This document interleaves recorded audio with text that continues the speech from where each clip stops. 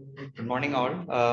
The topic for today is stiff person syndrome, or rather, stiff person spectrum syndrome, where I'm primarily focusing today's talk on clinical electrophysiology and pathogenesis. Bear in mind that this is not a GAD spectrum syndrome that we are discussing. We are discussing the clinical phenotype of stiff person spectrum syndrome. So this has been a 65-year evolution in the disease, around 65, 66 years in the evolution of the disease. It was initially described by two Mayo Clinic neurologists in 1956, where they described a farmer who had come to them in 1924 with almost a decade-long illness associated with tightness and stiffening of his muscles in the neck, gradually progressing to his gradually progressing towards to his trunk, and then subsequently impairing his mobility, intermittent painful spasms, and subsequently becoming progressively bedbound almost a decade into the illness. So they had done various tests. They couldn't identify the cause of the problem, so they continued following him up. They noticed that he used to improve with warm water baths, massages, acupuncture, or whatever that was available at that time. And they coined the term as stiff man syndrome. At that time, they thought that this kind of syndromes are more prevalent in the males, and so it was called as stiff man syndrome by them. So if you look at the chronology of the events, subsequently it was in 19 almost 6, 7, 8 years later that they noted that when you give diazepam to them, some of them have symptomatic improvement, and it's almost 20, 30 years later that the probable antibody that is associated with it is being discovered, and successful immunomodulatory treatment started almost a year later, and then many other antibodies have been subsequently been noted after that. So epidemiologically, this is a very rare disease. We have only data from large retrospective case series from the Western literature, where over 15 to 20 years, if you look at the Mayo Clinic cohort, which is the largest one, after 20 years of the various samples that has been sent to them and their own cases, they have only up to 100 cases in 20 years. So even in such a very large center, otherwise this the considered Western literature prevalence, I mean, incidence is 1 in 1 million. And subsequently, studies noted that it was more common in females to males. And 1997, Jankovic subsequently changed the label from stiff man syndrome to stiff person syndrome. And they noted that in the females, it is occurring at a much more younger age, in the 20 to 30s, while in the males, it starts in the fourth to fifth decade.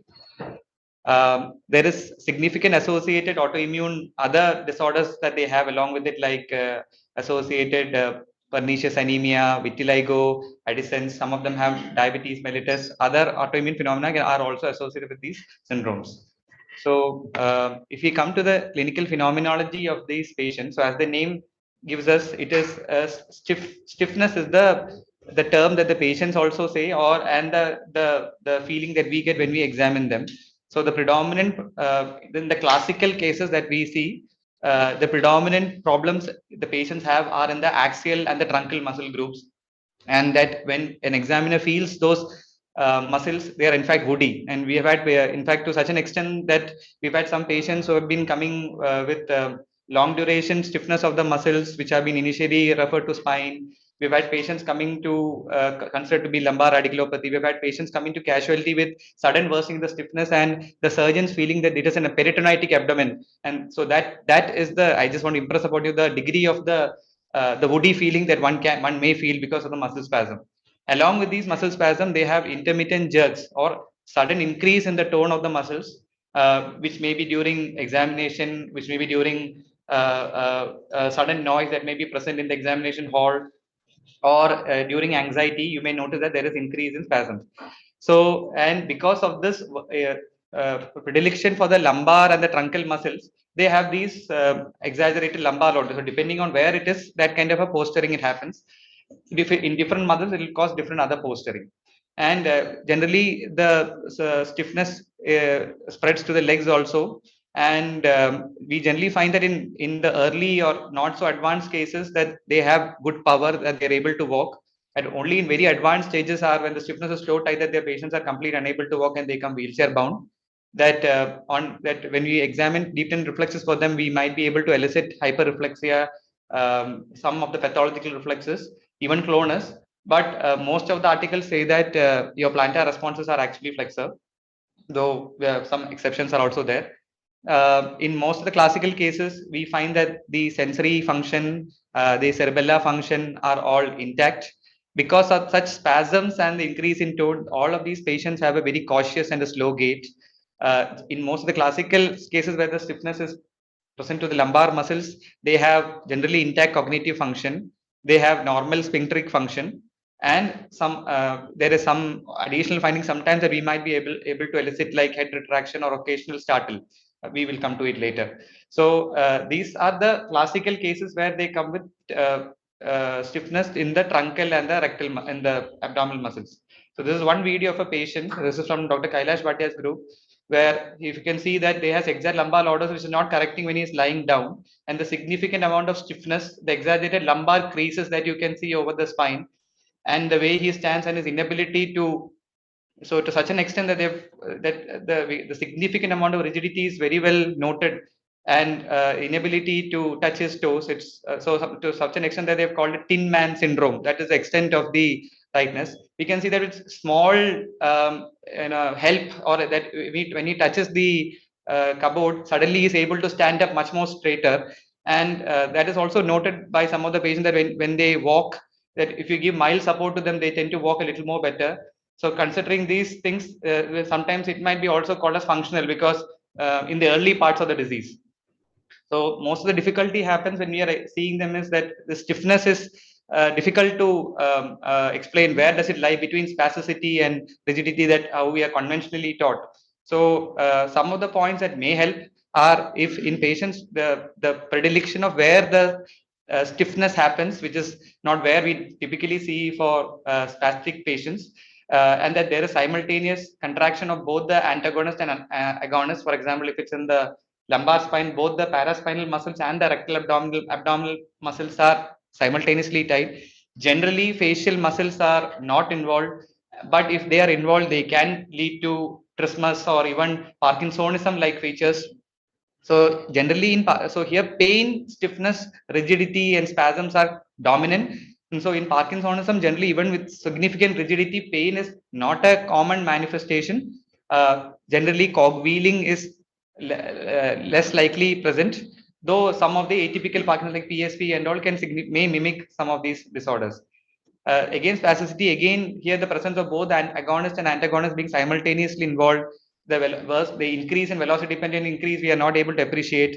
In spite of significant hyperreflexia, the plantars might be flexor. Sphincteric tone and sensory symptoms are generally present.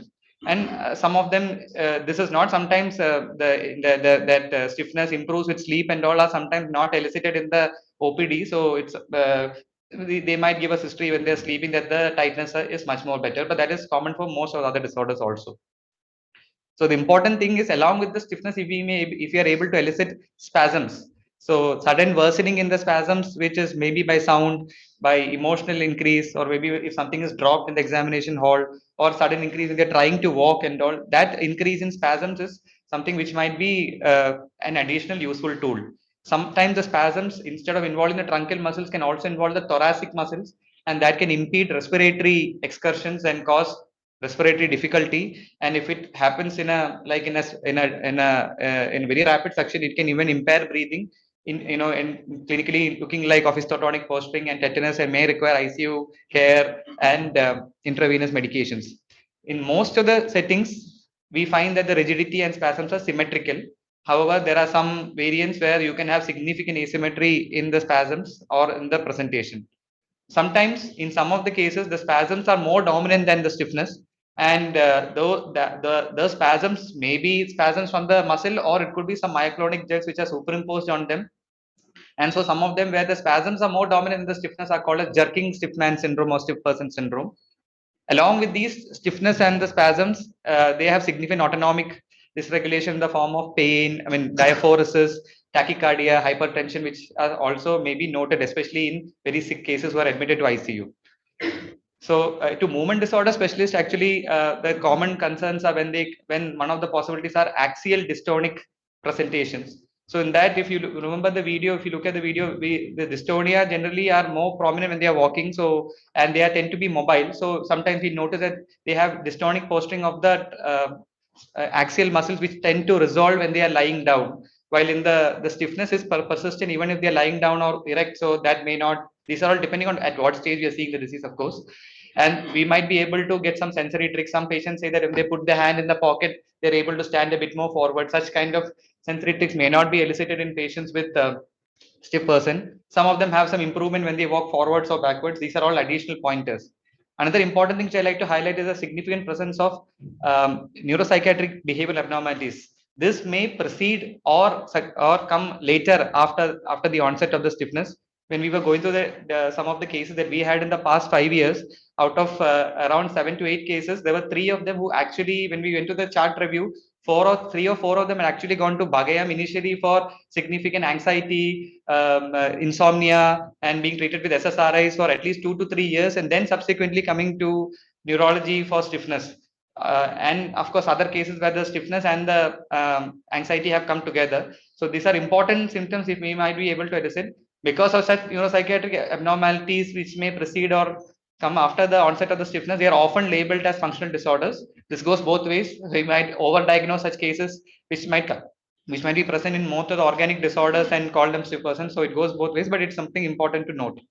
And always it is important to understand that stiff person is a central problem of inhibition. So it might mimic some peripheral disorders of hyperexcitability like neuromyotonia, which can also come with stiffness, cramps. But it is important to look at them if they're having any myokymia like discharges over the limb muscles and all, something that we have to be careful when you're examining such patients. So just again a photo of the significant amount of the rigidity that we notice over the trunk and over the rectal muscles, and when we palpate them, they are woody as compared to. So this is the typical stiff person. So now some of the other variants that can come, which may confuse the clinician, is the stiff leg syndromes, where they come in one limb, and instead of the proximal thigh and truncal involvement, they are coming more in the distal muscles, and that can be prominent in them. They might have some sphincteric disturbances. Often they are called as partial myelopathies and treated like that. So if I could show you a video of one of the patients where a left-sided stiffness is noted in the patient. We see that additional hyperreflexia may be also noted in such patients. The dominant problem is again gait dysfunction. We note that the amount of expression of the left heel is reduced as Come on back. So these are mild cases. If they progress more, we might significant other gait disturbances also may be noted. And you left.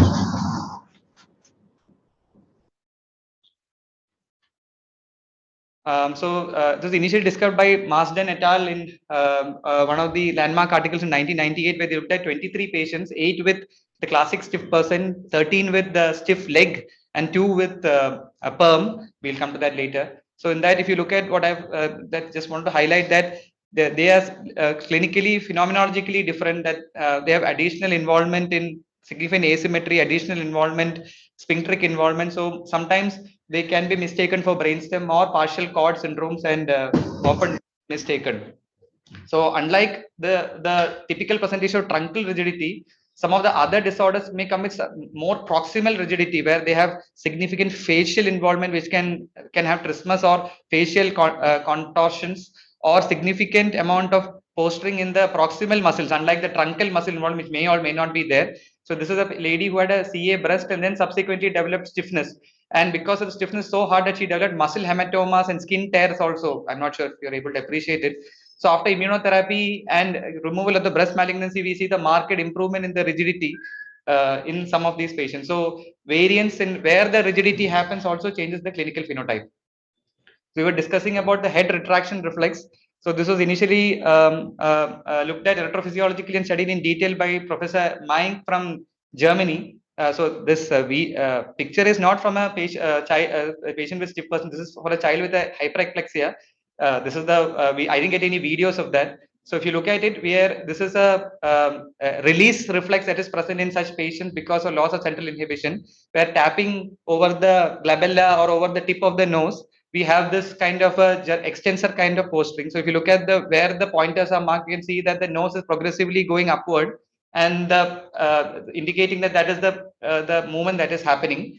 And he had looked at in a more systematic manner in different kinds of stiff person variants, in the presence of head retraction reflex and the presence of antibody correlations to them, and he found that the stiff person syndrome and the perm had a lot of patients with the additional head retraction. These are additional clinical findings one may be able to elicit in some of the patients, though these are all, none of them are very specific, none of them point to any specific diagnosis.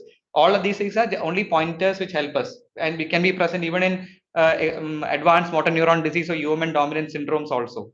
So polymyographic studies also showed that when if the eye is open, they have eye closure, sternocleidomastoid, trapezius, and the paraspinal muscles also show that, indicating that type of muscle contraction that they are having.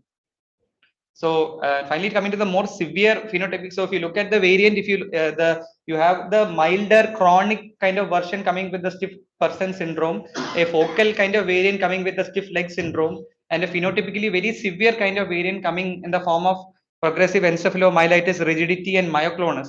So these are often these phenotypes may evolve also. It might start with a presentation of focal leg, then involve the brainstem subsequently. So phenotypes may mix over time. So they have the additional findings are, apart from the stiffness, dominant brainstem signs and altered sensorium and significant autonomic dysregulation. So because of these things, they are generally present in the ICU. Brainstem signs can present like in cranial neuropathies, ptosis, ophthalmoplegia, laryngeal stridor requiring intubation. So all these things can be present, and significant myoclonus and startle which can be again present. So again, one of the videos I was able to elicit was these patients who had come with persistent jerking, ophthalmoplegia, from Thailand, who had it after COVID and required plasma pheresis and then subsequently improved. So the importance is that the classic stiff person syndrome is a much more indolent chronic kind of course, while the perm variant is much more severe, rapid, progressive, and can lead to death. So summarizing, we have already discussed the classic, the partial. Some people call it a stiff leg. So the newer classifications are calling it as the partial stiff person syndromes. The plus syndromes are if you have stiff person syndrome with additional brainstem or cerebellar findings like acevog, nystagmus, ophthalmoplegia, ptosis, but stiffness is also persisting. And the more severe variant in the form of perm, the additional points which might be there are definite most of the time the structural imaging features are quite normal in all of these things. While you get definite, most of the time you might get brain MRI change, structural imaging will be normal in them.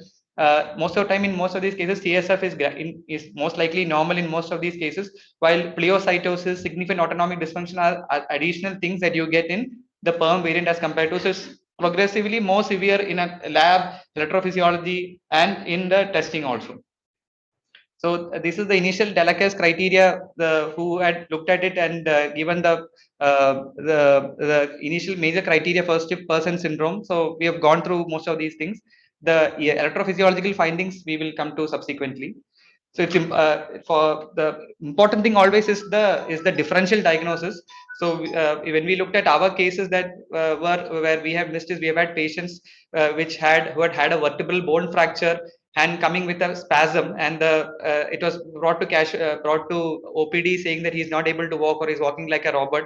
Subsequent evaluation showed he had a multiple myeloma. So spasms are secondary. Even there are multiple other normal cause of spasms also which may mimic patients with stiff person. We've had patients patients like ankylosing spondylitis are a common mimic of stiff person syndrome. Again, they have a more stoop posture. The classic stiff person will have a more hyperlordotic presentation.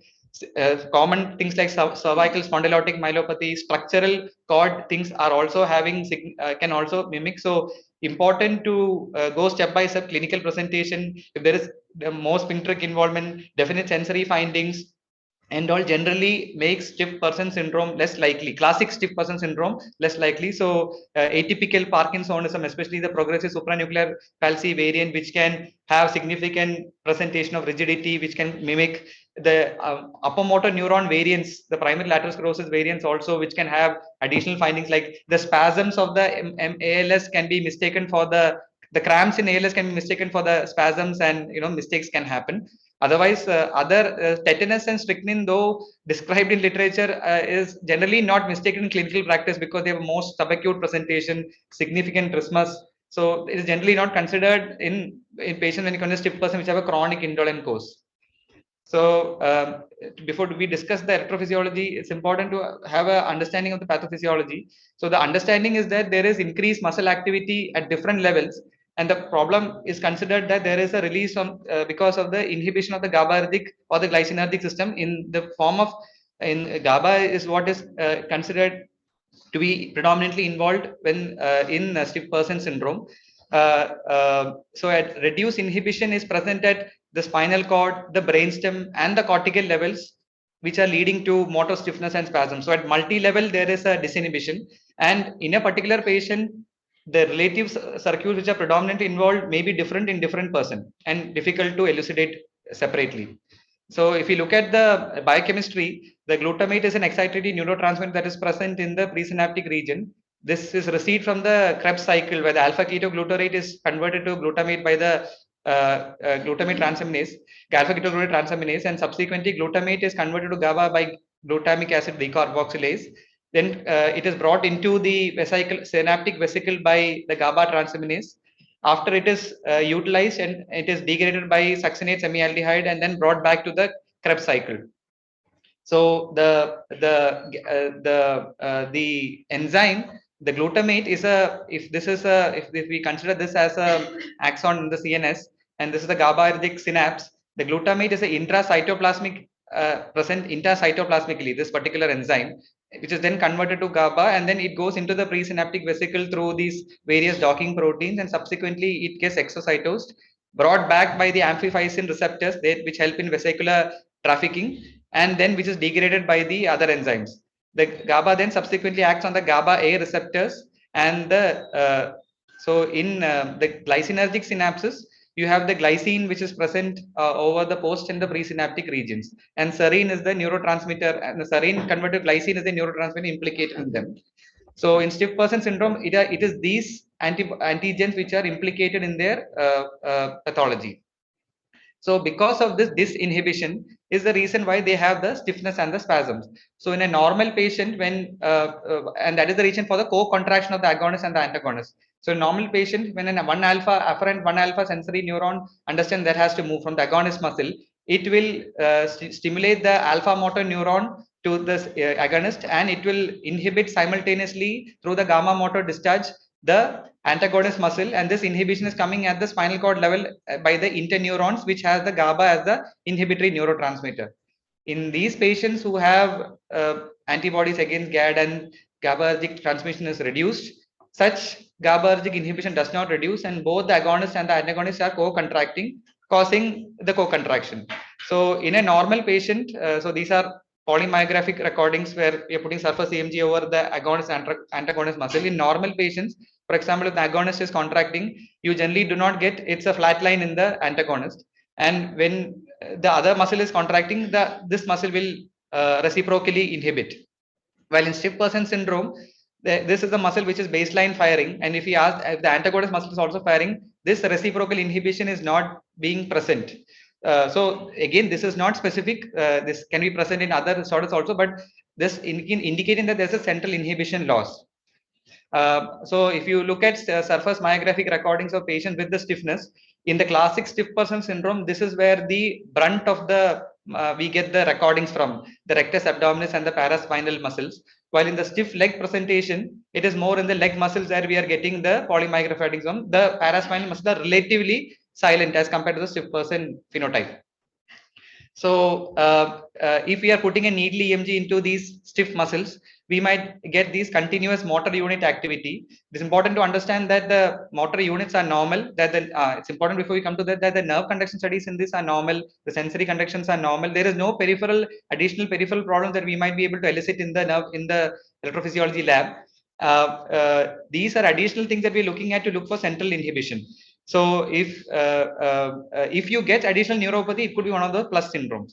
So we demonstrated reciprocal inhibition. So in muscles which are stiff, if we are putting a needle into it, we might be able to see that these continuous motor unit activity, which are normal motor units which are firing, and we might be able to elicit a spasm in the EMG lab if you are suddenly startling them with clapping or sudden noises. And these motor unit activity can be reduced by giving them GABAergic medications like diazepam. So I have a video of one of our patients who we were able to.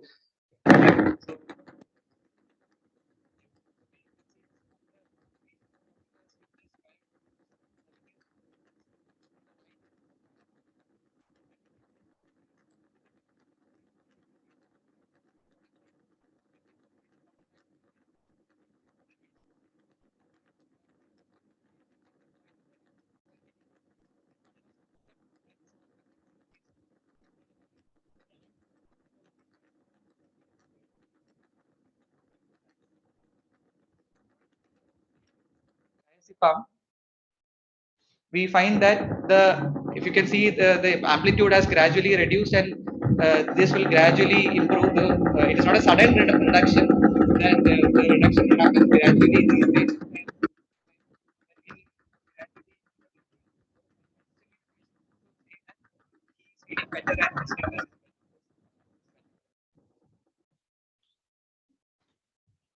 So again, what I'm trying to indicate is that these are all indicators that the tone is increased. So similarly, we can utilize imaging also in some of these patients where MRI, when we are doing it for the spine to rule out structural abnormalities, you might get signal changes in the paraspinal muscles because of the stiffness, and these signal changes are transient, and if you give them diazepam or treat them with immunotherapy, these spasms may be reduced. So this is one of the images from Mayo Clinic where they had one patient with progressive stiffness and a PET CT was done to rule out malignancy. The PET picked up these paraspinal muscle hyperactivity because of the spasms. So when we looked at our patients, this is one of the patients who had come. I mean, Dr. Selvakumar and Dr. Sanjay sir had seen these patients who had come with progressive stiffness in the neck and causing tightness and almost a posturing of the neck. And if you can see that this shoulder is almost lifted up. This is before the treatment, and when we looked at his PET, there was significant muscle activity in his subscapularis supraspinatus muscles and also around the shoulder muscles.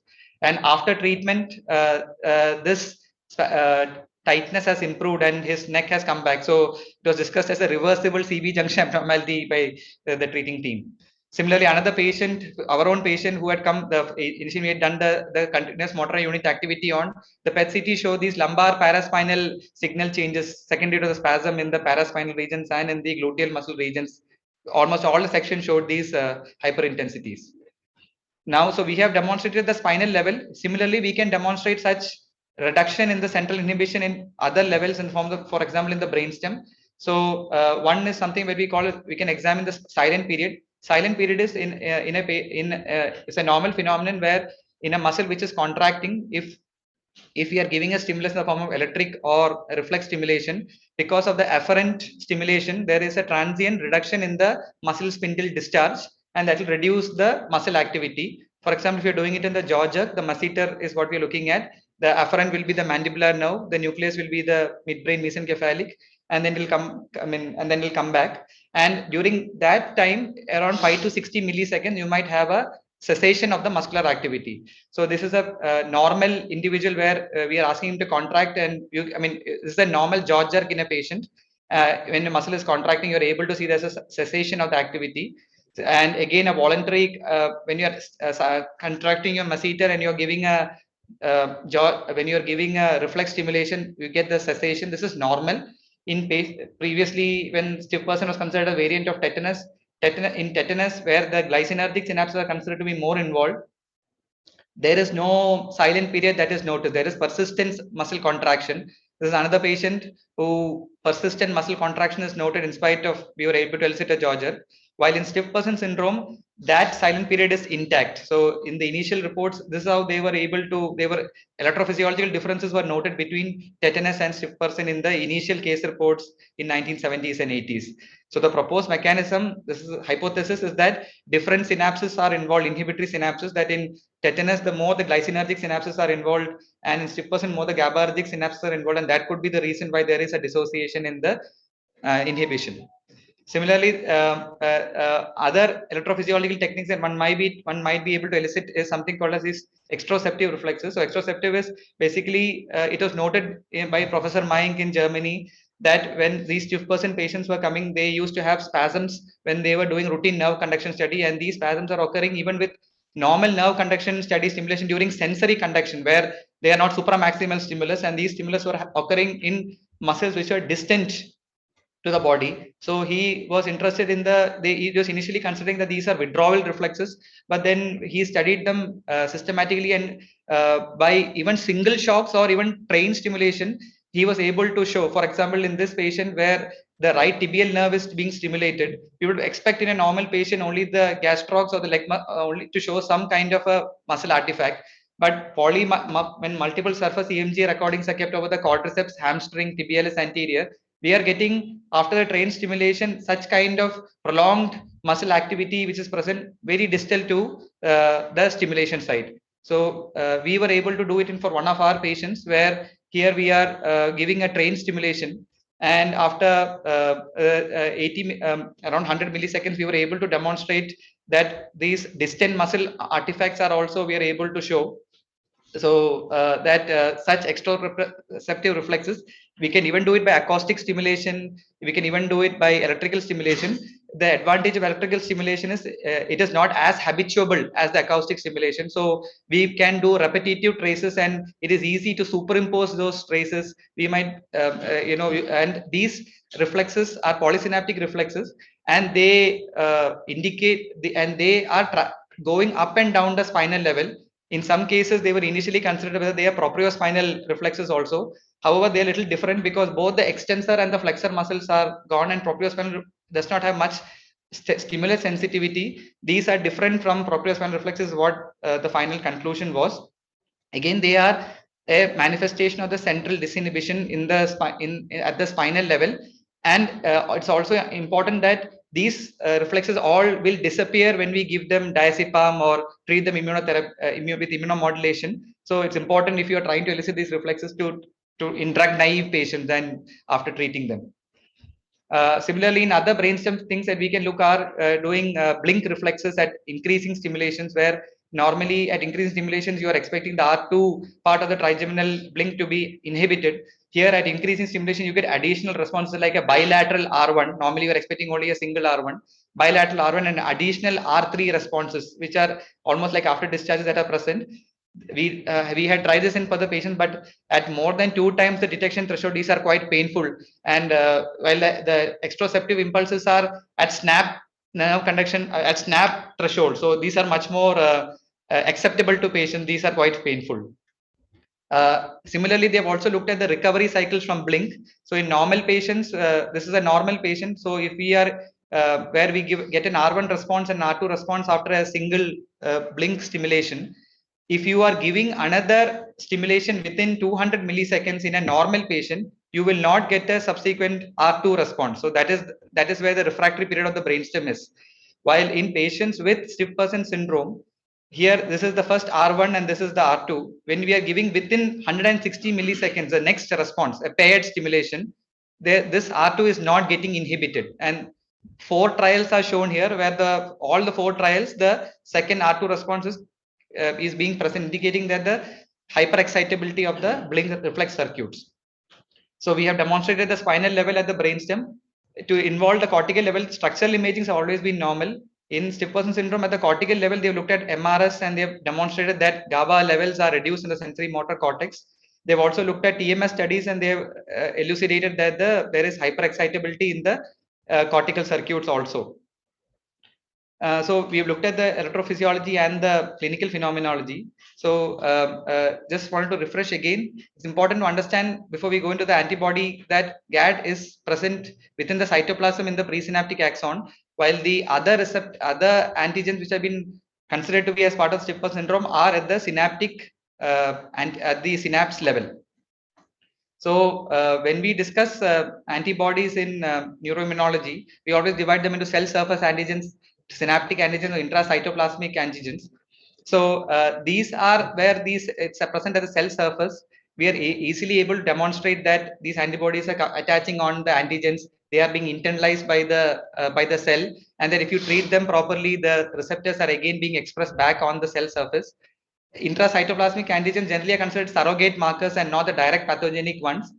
The synaptic antigens are somewhere in between, and so they have a mixture of both B cell and T cell responses. Treatment responses are varied and not as good as, say, for example, NMDA or the Casper ones that we see in our critical practice. Tumor associations are also somewhere in between as compared to these disorders. So, if you look at what are the antibodies being commonly described, GAD and amphiomycin and GABA A receptors have been the common ones which have been described. If you look at the associations, most of the GAD antibodies do not have paraneoplastic associations in most of the patients. The amphiomycin ones have significant paraneoplastic association as well as the other antibodies. So if you look at the antigenic targets, so when the GAD was initially described in 1988, the primary problem was that they are present even in the type 1 diabetic patients. So what was the antigenic differences between them, and why is in that none of the type 1 diabetic patients ever developed stiff person syndrome later? So the reason behind it, so one of the reasons were that the antigen itself is different. The antigenic epitopes which are implicated in stiff person syndrome and in type 1 diabetes are different. So this is the antibody, and this is the N terminal domain, this is the C terminal domain. At the N terminal domain is considered where the antibody is attaching to this antigen, and the epitope is considered, the antigen is considered to be a linear one. And even after degeneration, because the linear one has continuous sequence, it is still being read by the GAT antibody, while the conformational epitopes which are present in the type 1 diabetes, these are not read. So when we are doing studies on the immunoblotting, the sera of patients with stiff person syndrome are only reacting with the linear epitopes of the GAD ones and not reacting with the type 1 diabetic ones. Similarly, the next things that they looked at were the titer levels. So when they did ELISA on the CSF and on the serum levels of these patients, they understood that GAD antibodies are present even in up to 8 to 8% of healthy controls in patients with type 1 diabetes and even in stiff person syndrome. But the significant titer changes are what is highlighted, where more than 10,000 is generally the titers that are present in patients with the stiff person and different other spectrum disorders, while the type 1 diabetes generally do not have. And it is in fact only when these titers are so high. So how do they think that it is pathogenic is that when they are staining them on the immunohistochemical studies, only when they are staining at high titers, only they are being stained by the rat Purkinje cells. When you do the cell-based assay with the cells, only these kind of patterns are only being reproduced when such high titers are there. And this is how our onconeural panels get look like. So this is an immunoblot technique. So in a patient who's GAD antibody positive, only high titers will produce such immunoblotting positivity, such staining of the rat Purkinje cells or cell-based assays. So what is important to understand is high titers is what is indicated when you have patients with GAD associated disorders, and that you might have mild positive reasons in other diseases also and may not be indicative. So studies showed that when they looked at serum and CSF levels in both levels, when the antibodies are more than 10,000, the CSF, I mean in the serum, CSF also has very high titers. When they looked at CSF GABA levels, they understood that GABA level is reduced in such patients. So the conclusion was that it's either inhibiting the enzyme or it is preventing the exocytosis from the presynaptic axon, and that is why the GABA is reduced. And only such high titers are immunoreacting, as I showed you with the other rat and the cell-based assays. So what is important to understand is in a patient who has very classic stiff person syndrome and the GAD titers are very, very high, it is considered to be concurrent. While in patients where you are considering clinically patient has a stiff person syndrome, and if the GAD comes negative in the onconeural panel, for example, it is important to look at the titers that we send to. So we have, when we are sending it to onconeural panel, which they're doing the immunoblotting, and we are sending the GAD titers to serology, to biochemistry, where they are doing the ELISA. So very high levels, we need to look at both when you are looking at such patients. So if your onconeural panel is negative, but your clinical suspicion is high, please look at titers. And if the titers are low, always try to correlate with the CSF also. It could also definitely be that you are still dealing with a stiff person syndrome, and it could be some other antigen which we are not doing the panel on. That is also quite possible. So again, reiterating the fact that high titers are generally associated to be considered to be involved in the disease. Now the problem with the GAD was that as I already showed you, the GAD's antigen is an intracytoplasmic antigen. So none of the studies or none of the animal experiments were able to demonstrate that this antibody is going and attaching to this antigen, internalizing it was never being demonstrated. So finally, after much more animal studies and human studies, similarly, pregnant patients with stiff person syndrome, when they delivered, who had high titers, even though the child had high titers, the passive transfer of the antibodies did not produce similar symptoms in the child. And in spite of GAD being high titers in patients, not all of them develop stiff person syndrome. Some of them develop stiff person syndrome, some of them develop ataxia, some of them present as limbic encephalitis, some of them present as brainstem syndromes. So in spite of the same antibody being implicated, different phenotypic spectrums were noted. And the antigenic epitopes are also same. I mean, were not shown to be different in these different presentations.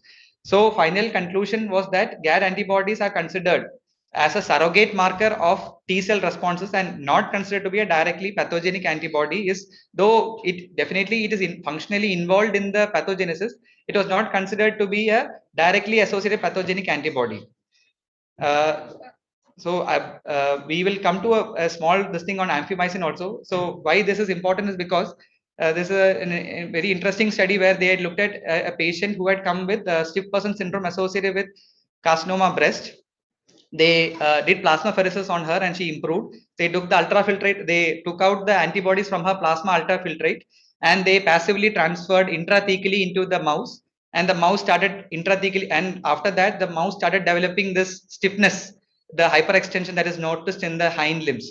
And they noticed that the ultrafiltrate containing, and they did immunoblotting studies, and they showed that it was a 128 kilodalton protein, which is amphiomycin. They showed that the direct ultrafiltrate is producing it. When they eluted it specifically for amphiomycin, that also produced the same kind of clinical symptoms. Control and saline did not cause any stiffness. And when these antibodies were immunoabsorbed and then given to them, and when the antibodies were removed, that is after plex, and when that plasma was serum was passively given to them, that did not develop any clinical symptoms. They then sacrificed the animal, and then they did neurophysiological studies. So just like exteroceptive impulses, another thing that we can show to show there is central inhibition is, if in laboratory that has been told is that patients, we can do H reflex. In patients with stiff person syndrome, they are supposed to have normal H reflexes. If you apply vibration on them, normally vibration will cause it will go through the 1 alpha fibers, and it will cause inhibition of the H reflexes. Such H reflex inhibition, vibration induced H reflex suppression is not present in patients with stiff person syndrome. So this is what they are trying to show, that the H reflex suppression is not happening when the amphiomycin antibody was given to the mice, while it is happening, inhibition is happening when controlled immunoglobulin, which doesn't have the antibody, is given. And with advanced electron microscopy, they were able to do live cell imaging, and they were able to show that the antigen is attaching to the antibody and being internalized into the presynaptic axon. So electrophysiologically, clinically, and histopathologically, they were able to demonstrate that amphiomycin is a directly pathogenic antibody. And that is why amphiomycin titers, if we are able to do, actually will correspond to studies in disease severity, while GAD titers do not generally improve or change even when patient is clinically improving. So this is a directly pathogenic antibody, unlike GAD.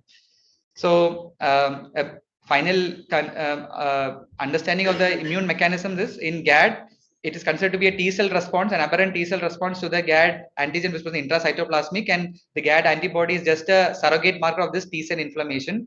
In amphibisin, the problem is that amphibisin helps in recycling of the recycling of the GABA which is present in the synapse.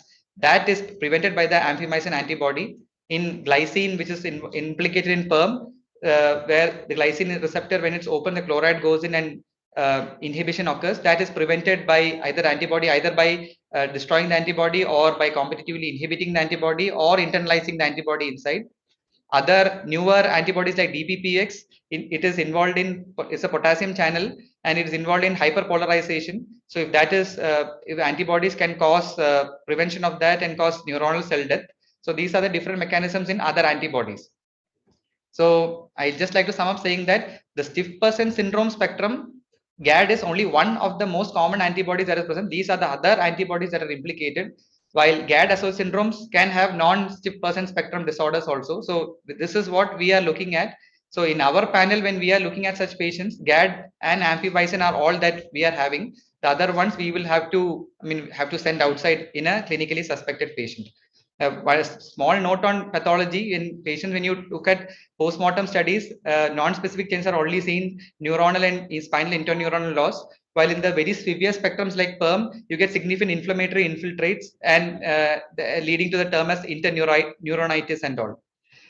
So concluding, when we are looking at a patient's stiff person syndrome, it is important to look at the stiffness and the spasm, additional neuropsych manifestations. If you are able to elicit these startle responses, it is good.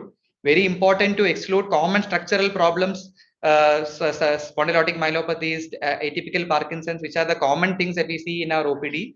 Additional electrophysiology may be useful.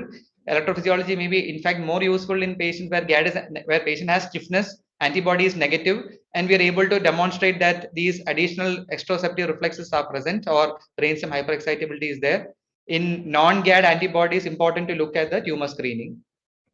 Treatment as a brief word. So these are the different approaches. You are giving diazepam, which acts on the GABA A receptor, that will improve the GABAergic transmission and thereby reduce the stiffness and spasms in this patient.